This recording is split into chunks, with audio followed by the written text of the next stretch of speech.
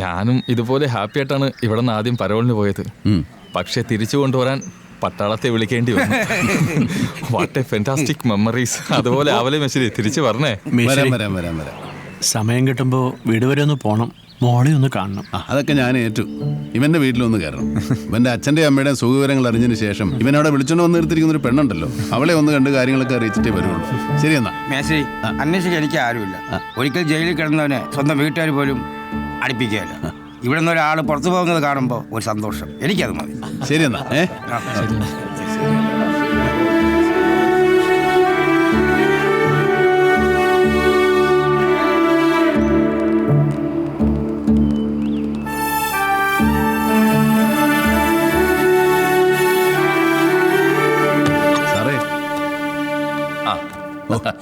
അലക്സേ, തൻ്റെ parole central jail മുഴുവൻ ആഘോഷമാക്കിയല്ലോ. ഇതാദ്യമായിട്ടാ പാട്ടും ഡാൻസുമായിട്ട് ഇങ്ങനൊരു പരോള്. ഹാപ്പി ആണല്ലോ?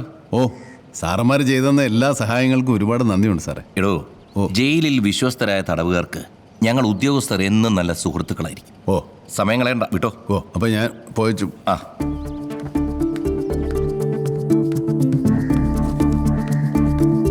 സാറേ, പരോളാണേ.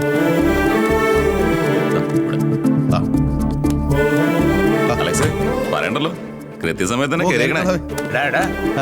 അങ്ങോട്ട് പോണ സന്തോഷം ഇങ്ങോട്ട് വരുമ്പോഴും കാണണം. ഓ, അറിയാം, നമ്മൾ ചുറ്റിപ്പോയി. സാറേ, കുറച്ചോട്ടെ. കുറച്ചോ. അതെ സാർ. Okay sir. അലക്സ്, ഒരു മിനിറ്റ്. സൂപ്രണ്ട് സാറ് വിളിക്കുന്നു. വേഗം ചെല്ല്.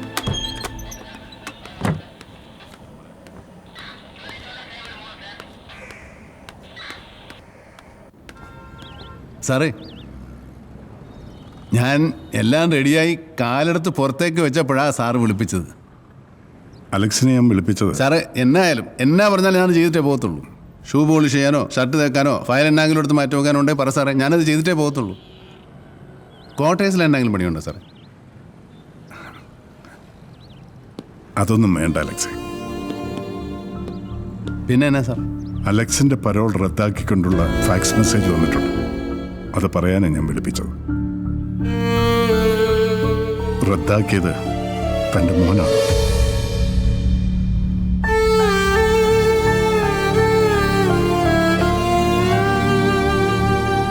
ചില സന്ദർഭങ്ങളിൽ സ്വാഭാവികമായി പരോൾ റദ്ദാക്കപ്പെടാം.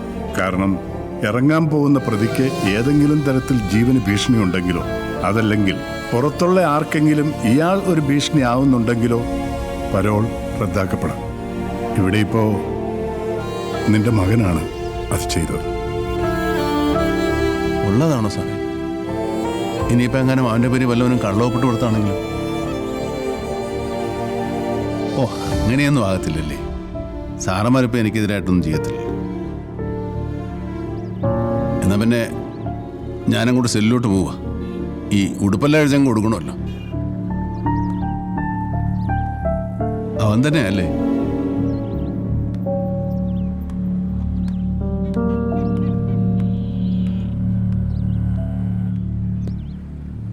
സാർ, കഷ്ടമായിപ്പോയി. എൻ്റെ സർവീസിൽ ഇത്രയും വിഷമിപ്പിച്ചൊരു സംഭവം ഉണ്ടായിട്ടില്ല. അല്ല സാറേ, അയാളുടെ മകൻ അത്രയ്ക്ക് കുഴപ്പമാണോ? ആയിരിക്കാം. എന്തായാലും മകന് ഭീഷണിയാണെന്ന് പറഞ്ഞ് റിപ്പോർട്ട് വന്നാൽ എന്താ ചെയ്യുക?